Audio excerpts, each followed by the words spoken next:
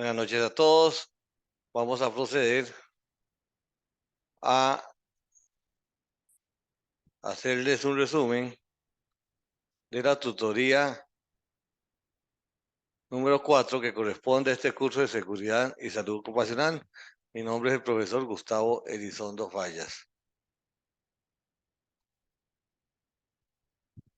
Vamos a proceder a subir la presentación.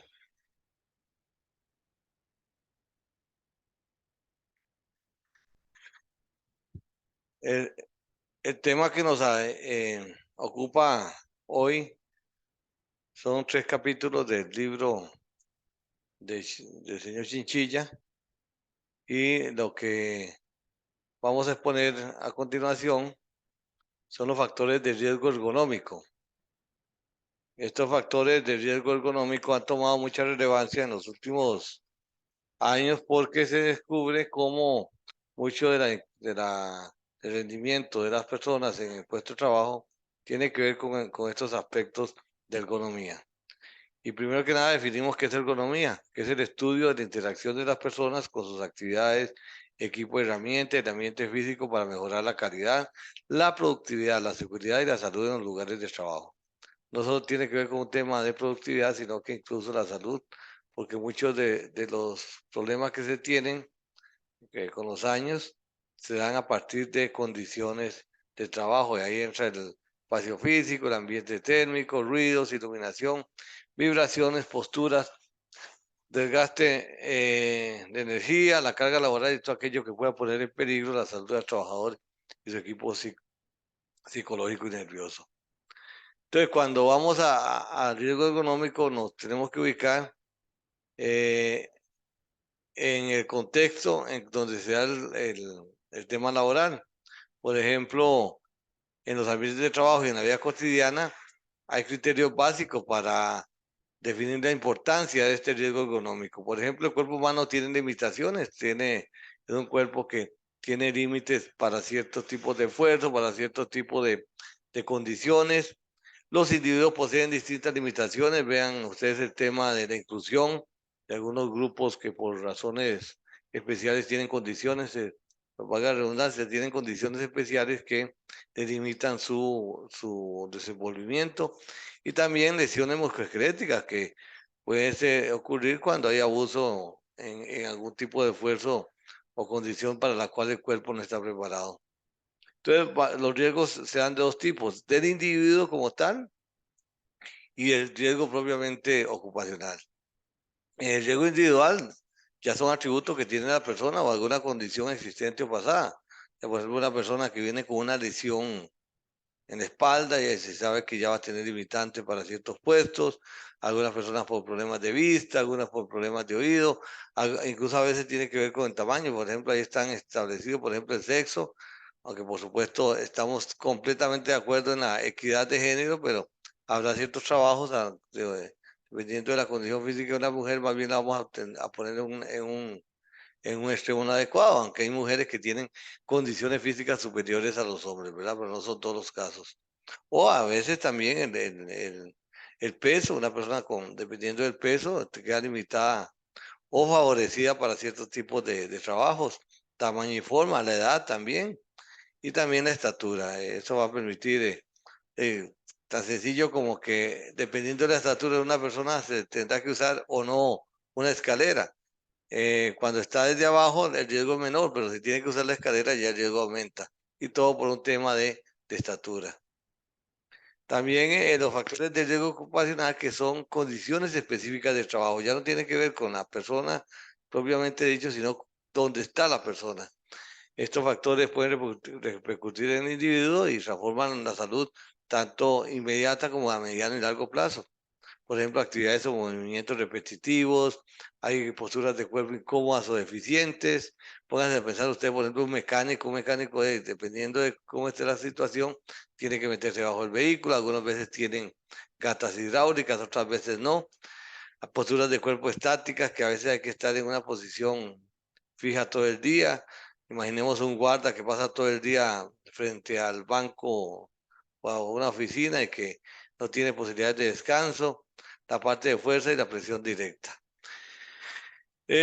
También hay otros factores de riesgo individual y organizaciones que pueden causar, y organizacional, perdón, que pueden ocasionar en el ser humano, por ejemplo, cargas de trabajo, que son los requerimientos psicofísicos a los que se ve sometido una persona a lo largo de su jornada laboral, la fatiga, para todos es claro que con la fatiga disminuye la capacidad física y mental de un individuo, por eso se establecen las jornadas laborales.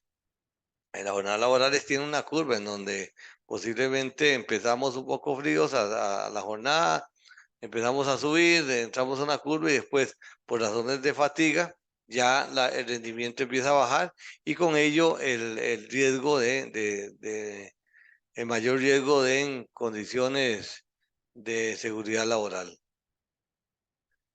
La carga de trabajo física, bueno, viene determinada por temas musculares, ¿verdad? Uso de músculo. La de trabajo mental, ya que existe una concentración, un esfuerzo prolongado de atención que hace que el cerebro, nuestro sistema de atención, pueda perder también capacidad. Hay factores por traumas acumulativos, los llamados DTA.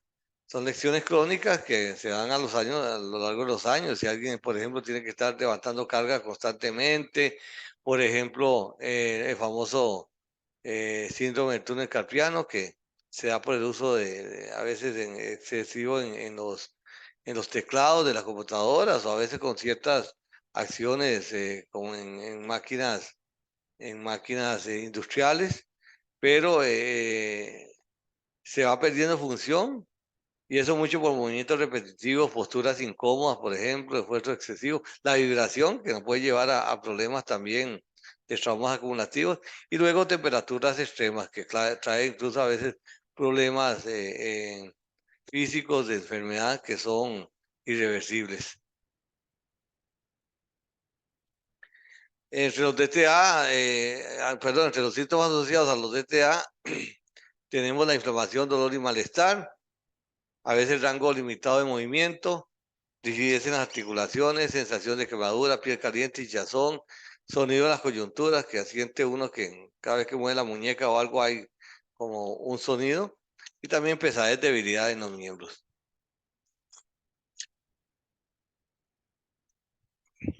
Y hay principios de ergonomía, algunos principios básicos que permiten que se reduzcan, no que se eliminen los riesgos de tener problemas de DTA, sino que, perdón, pueden facilitar que el desenvolvimiento laboral de la persona. Por ejemplo, mantener todo al alcance, evitar tener que estar trasladándose o hacer posiciones muy incómodas para tener a mano una herramienta.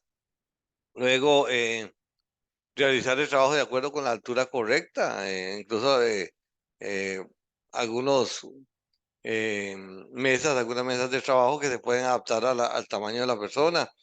La forma de agarre reduce el esfuerzo, eso es importante, dependiendo de cómo usted tome la herramienta, va a tener mayor o menor esfuerzo. Buscar la postura correcta para cada labor tiene una postura adecuada y para eso hay estudios que se realizan y que se ven, usted lo verán más adelante cuando te lleven el curso de producción. Reducir las repeticiones excesivas, ¿para qué? Para que no esté un músculo usándose constantemente y minimizar la fatiga, incluso con periodos de descanso.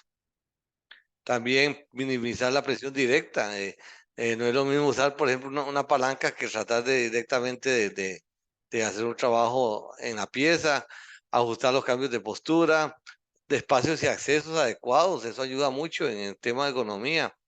El ambiente de trabajo debe ser confortable en la luz, en el ruido, en la circulación de aire, en muchas cosas eh, que que son a veces fáciles de aplicar y que mejoran constantemente el rendimiento del trabajo y la seguridad. También mejoran la comprensión de las señales, indicadores y controles. Hay lugares, espacios en donde el ruido no permite mucho la comunicación verbal y entonces ahí las señales e indicadores son fundamentales. Y luego mejorar la organización del trabajo. Parece ser mentira, pero en un orden de oficina, en un orden de puesto de trabajo, puede venir mucho involucrado, inherente el tema de cómo reducir esos riesgos económicos. Ahora, ya terminado el tema de riesgos económicos y como haciendo un resumen, diremos que muchas de las incapacidades que se aplican en las distintas empresas tienen que ver mucho con los riesgos económicos. Y todo por no saber, por ejemplo, voy a hacer el caso específico de la empresa donde laboro, en donde hay riesgos por ejemplo, por levantar carga, hay que cargar los hornos, hay que usar la leña y a veces determinaciones tan sencillas como las que tomamos hace un tiempo de reducir el tamaño de las piezas de madera, usar sierra y hacer las piezas de madera más pequeñas, hicieron que se redujeran grandemente los accidentes o los problemas de salud generados por esta actividad. Y así sucesivamente es importante tener eh, las formas en los escritorios.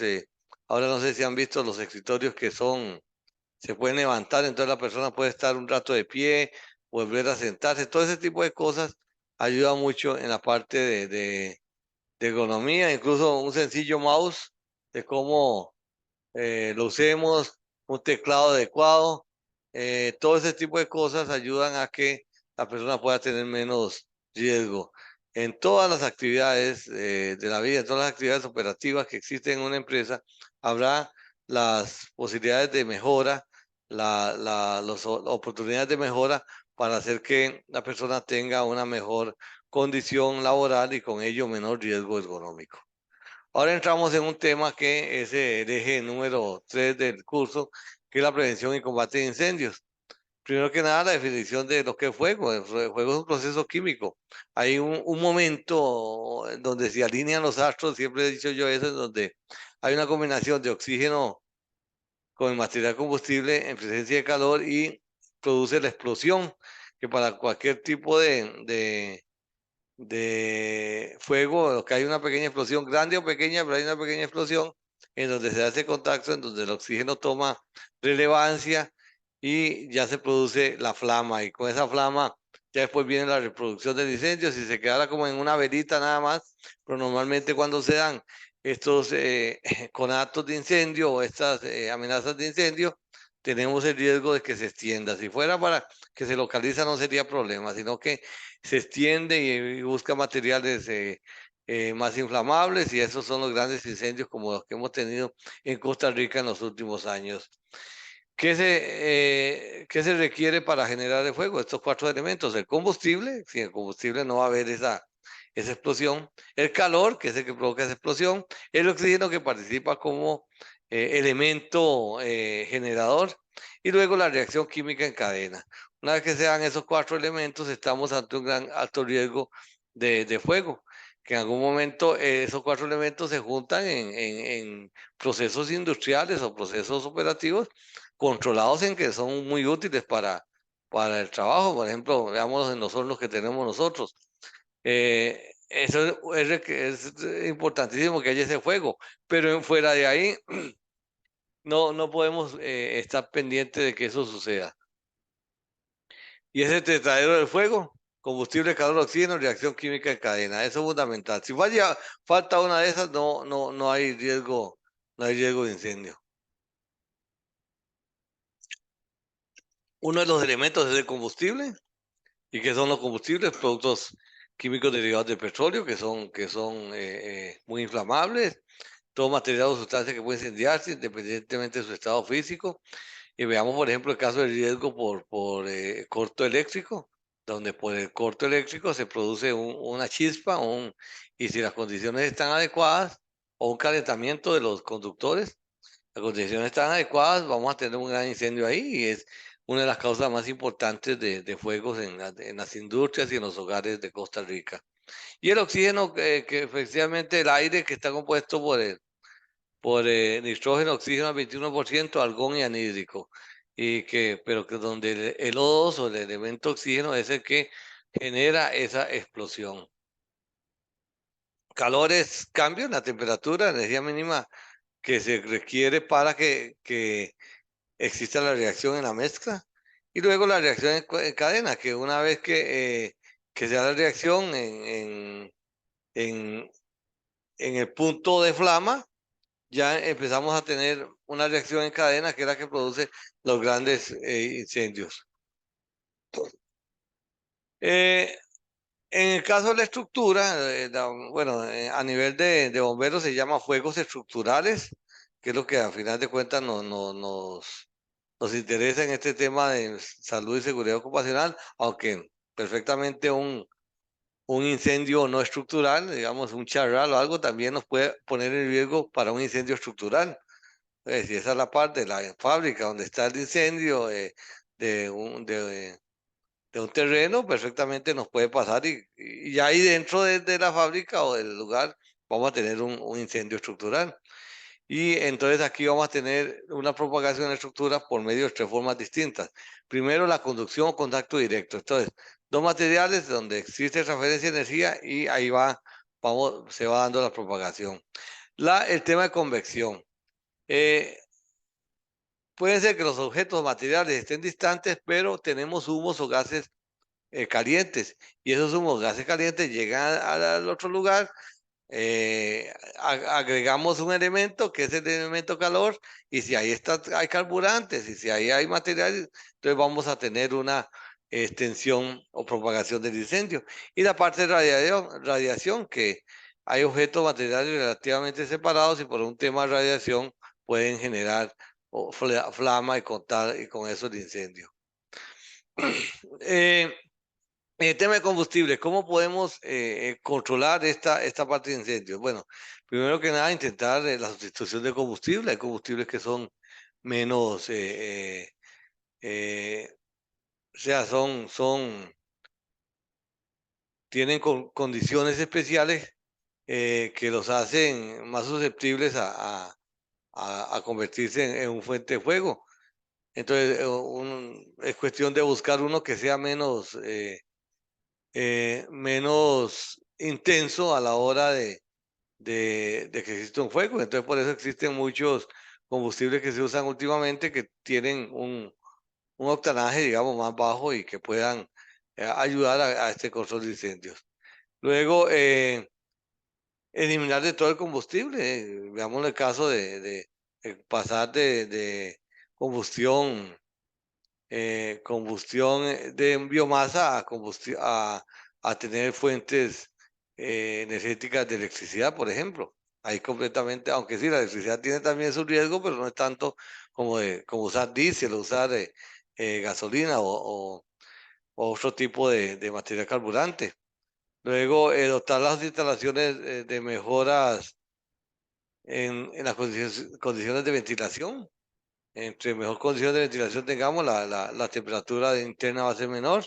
Diluir o mezclar las sustancias, buscar bajarles, digamos, el octanaje, bajarles la posibilidad de flama, de ser menos inflamables.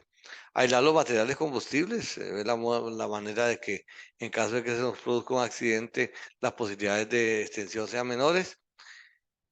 Utilizar la cantidad de combustible estrictamente necesario, o sea, a mayor uso de combustible, mayor será el riesgo. Entonces, bajando con reformas o mejoras en los sistemas operativos, el uso de combustible, eso nos va a hacer que las posibilidades de combustión sean mucho menores.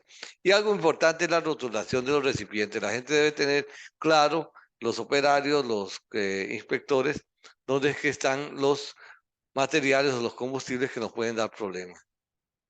En cuanto al oxígeno, es mantener bajo o nulo el contenido de oxígeno mediante el uso de agentes químicos inertes que puedan hacer que ese contenido de oxígeno baje y en ciertas zonas industriales esto es fundamental. Y sobre medidas de seguridad, sobre el calor, ¿cómo hacer para que no se dé ese calor? De las fuentes de calor tipo térmico, es a controlarlas. Las fuentes de calor tipo eléctrico son fundamentales, como lo hemos dicho, porque dan una gran mayoría de incendios que se dan en estructuras que surgen a partir de problemas eléctricos. Fuentes de calor tipo mecánico también, que por fricción o cosas de ese tipo pueden darse chispazos que pueden generar esa conflagración y fuentes de calor ocasionadas por productos químicos. Hay productos químicos que tienen reacciones muy fuertes que pueden generar en aumento de calor y por lo tanto generar que se dé la combustión. En cuanto a la prevención y combate de incendios, la protección inicia con una señal de alarma contra incendios. Es un mensaje que debe ser visto o escuchado y que alerta a los ocupantes de locales y sus alrededores de una situación de emergencia. Eso va a permitir que exista la evacuación y que las brigadas o quienes estén determinados en la empresa para que la atiendan o el llamado del cuerpo de bomberos sea lo más inmediato posible. Y los sistemas de detección de incendios que han salvado vidas ahora. Bueno, recuerden aquel lamentable incendio del hospital Calderón Guardia, que si hubiese existido alarmas de detección de incendios, posiblemente la tragedia hubiese sido menor, o la del el hogar de ancianos en Tilarán, que también fue un problema de que no se pudo reaccionar, porque cuando ya se logró determinar que había fuego, ya se dificultó mover a las personas que estaban ahí. Y así en muchas empresas, bueno, los grandes incendios como el de Sur y otros de la planta en Limón, cerca del puerto, del nuevo puerto, ahí fue un incendio terrible, por dicha no hubo víctimas. Aparte que creo que un bombero en Limón había tenido un problema serio. Pero esto es muy importante porque al final de cuentas lo fundamental es salvar vidas. Después lo material se verá a ver cómo se recupera, todo lo demás, pero lo más importante es salvar vidas y para salvar vidas se requiere que existan esas señales de alarma tempranas. Y el extintor, algo tan sencillo como un extintor que ha salvado tantas vidas, que los debemos tener en lugares adecuados, bien identificados y por supuesto que estén al día, que estén cargados, ¿verdad? Que estén revisados la carga, de manera que no nos vayamos a frustrar con ir a buscar un extintor y que no funcione. Y muy importante es que exista gente dentro de la empresa, dentro de la organización, que sepa cómo usarlos, ¿verdad?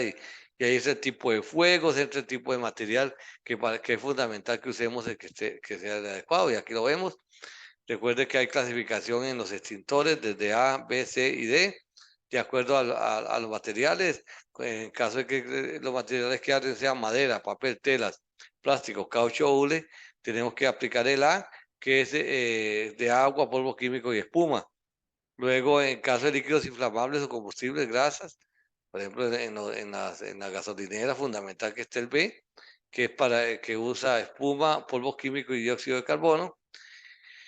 Luego el C, fundamental también para lugares donde existe riesgo eléctrico. Por ejemplo, hablemos de un lugar donde hay soldadura o donde hay algún tipo de uso de máquinas en donde puede haber un problema eléctrico. Entonces ahí se requiere el C, que es polvo químico y dióxido de carbono.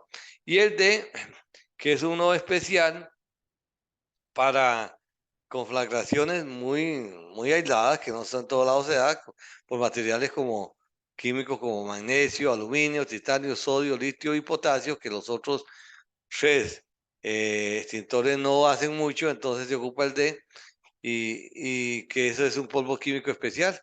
Y ahí también se recomienda el uso de arena, pero son empresas muy específicas que usan este tipo de materiales. Pero básicamente siempre es fundamental tener al menos A y B dentro de la empresa y que pueda dar esa posibilidad.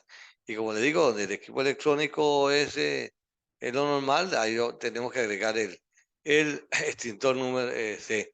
Y algo muy importante para las empresas y para la seguridad ocupacional, y ahora que ustedes vayan a la empresa, es revisar el vencimiento de esos extintores. Muy disimuladamente puedan ver algunos de los extintores para ver cómo está su vencimiento, porque eso es fundamental, esa observación.